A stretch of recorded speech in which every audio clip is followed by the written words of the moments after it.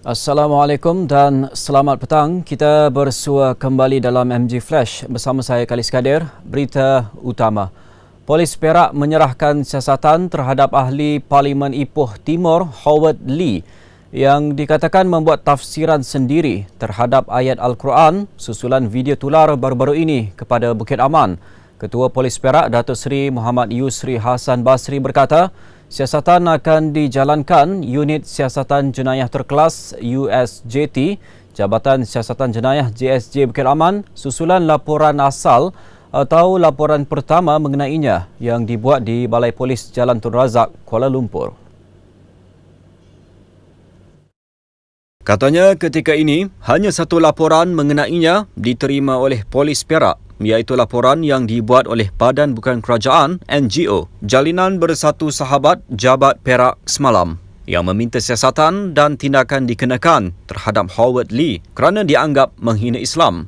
Presiden Jabat Perak Amiruddin Muhammad Daud dilaporkan berkata pihaknya merasakan tindakan itu sebagai sengaja menghina Islam, memandangkan ahli parlimen itu bukan Muslim namun bertindak menafsirkan ayat di dalam Al-Quran yang sekaligus turut menyentuh perkara 3R. Terdahulu, Ketua Dewan Pemuda PAS Perak, Hafiz Sabri, menyifatkan perbuatan itu sebagai kurang ajar dan cuba memprovokasi apabila mendakwa ahli parlimen DAP itu menjadi pentafsir kepada Al-Quran dengan memutarbelitkan tafsir ayat 59 Surah An-Nisa. Tegas beliau, penafsiran dibuat oleh Howard menerusi video tular itu amat dangkal serta mengandungi unsur provokasi melampau terhadap kesucian agama Islam.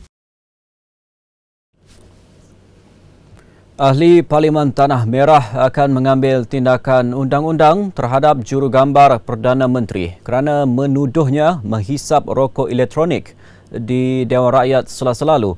Datuk Seri Ikmal Hisham Abdul Aziz berkata satu laporan mengenai perkara itu akan dibuat pegawainya di Ibu Pejabat Polis Daerah IPD Dang Wangi petang ini. Terdahulu, beliau nafi menghisap vape di dalam Dewan Rakyat. Sebaliknya memberitahu objek berbentuk silinder yang didakwa sebagai vape itu ialah sebatang pen.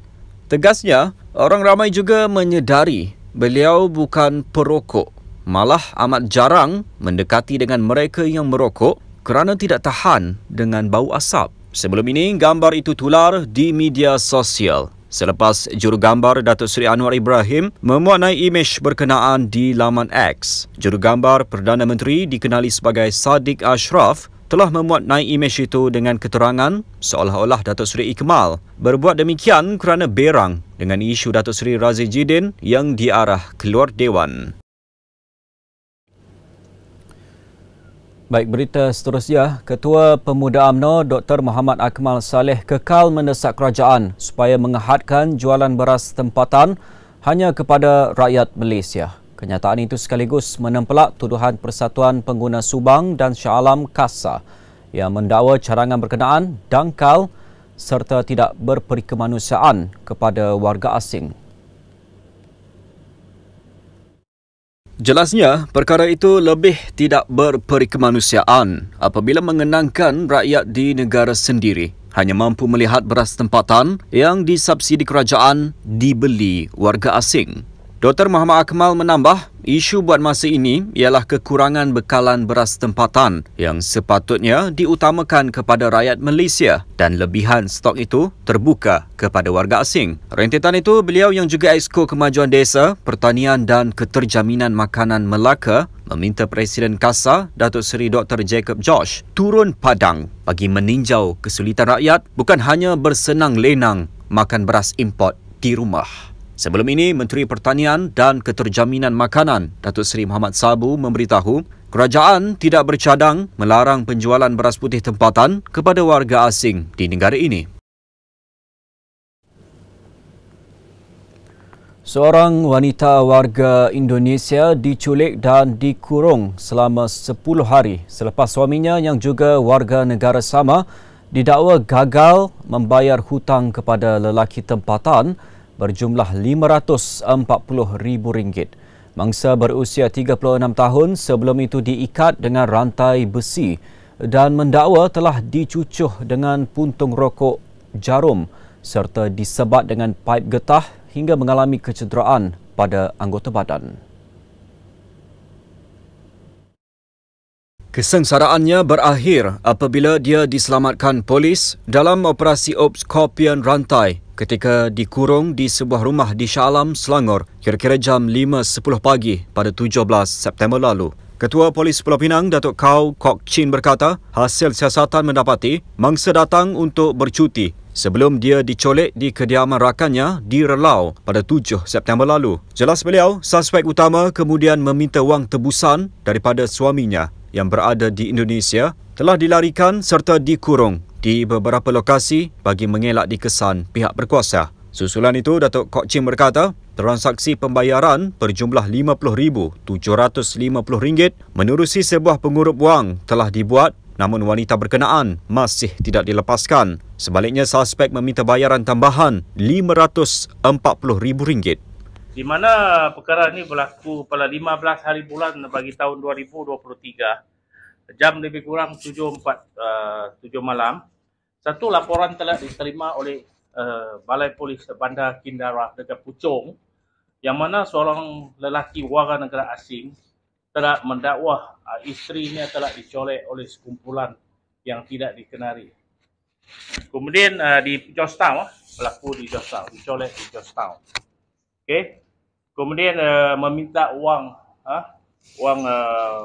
ini apa tu 500 RM540,000 lah. Wang dikatakan meminta wang RM540,000. Mangsa dikatakan dikurung di sebuah rumah di Butterworth selama 3 hari, kemudian di Puchong, Selangor selama 4 hari dan di Shah Alam selama 3 hari sebelum diselamatkan. Turut diselamatkan seorang lelaki warga Indonesia berusia 27 tahun yang dikurung di rumah sama. Datuk Kok Chin berkata, dalam operasi yang diadakan, pihaknya berjaya menahan 14 suspek termasuk dalang kes penculikan itu yang berusia 35 tahun di beberapa lokasi sekitar Perak, Selangor dan Kuala Lumpur. Mereka berusia lingkungan 23 hingga 70 tahun dan masing-masing terdiri daripada 12 lelaki tempatan dan warga asing, manakala 2 wanita tempatan. Katanya, siasatan berhubung kes berkenaan masih dijalankan dan kesemua suspek ditahan reman bagi membantu siasatan mengikut Seksyen 3-1 Akta Culik 1961. Jabatan Sungai Musah di Jalan Terkait Musah yang terletak kira-kira 21 km dari Pekan Song Kapit, Sarawak ditutup kepada orang ramai selepas mengalami kerosakan teruk dipercayai akibat tanah mendap. Kerosakan jambatan sepanjang 166 meter dan selebar 11.2 meter itu dikesan kira-kira pukul 9.30 malam tadi. Ahli Dewan Undangan Negeri Adun Khatibas, Lidam Ahsan berkata, laluan berkenaan tidak boleh dilalui oleh sebarang kenderaan dan ditutup kepada semua pengguna jalan. Jelasnya, mereka yang terkesan adalah penduduk, warga kerja sekolah-sekolah rendah dan klinik-klinik di hulu Sungai Khatibas yang meletak kenderaan mereka di banjur. Kerja-kerja pemasangan papan tanda amaran telah dilakukan. Beliau berkata, Jabatan Kerja Raya Negeri akan memeriksa jambatan berkenaan bagi menentukan punca sebenar kerosakan untuk tindakan seterusnya. Sultan Johor menzahirkan kesediaan baginda melaksanakan tugas untuk negara dan rakyat. Tanggungjawab itu dizahirkan Sultan Ibrahim Sultan Iskandar yang mendahului senarai penggiliran menaiki tahta sebagai Yang di-Pertuan Agong. Memetik laporan bernama, baginda menyifatkannya bukan satu kenaikan pangkat. Sebaliknya, ia merupakan peranan yang dipikul bagi pihak Raja-Raja Melayu. Sultan Ibrahim bertitah keutamaan baginda adalah menjaga kebajikan rakyat dan enggan mengulas lanjut soal itu sebelum mesyuarat Majlis Raja-Raja selesai.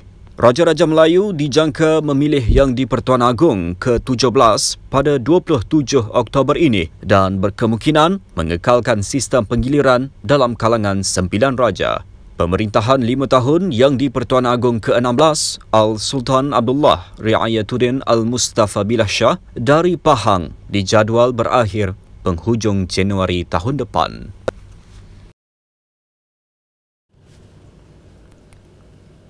Baik saudara, sekian dahulu MG Flash buat masa ini. Jangan lupa janji temu kita dalam siaran berikutnya jam 6.30 petang. Saya Kalis Kadir, Assalamualaikum dan salam hormat.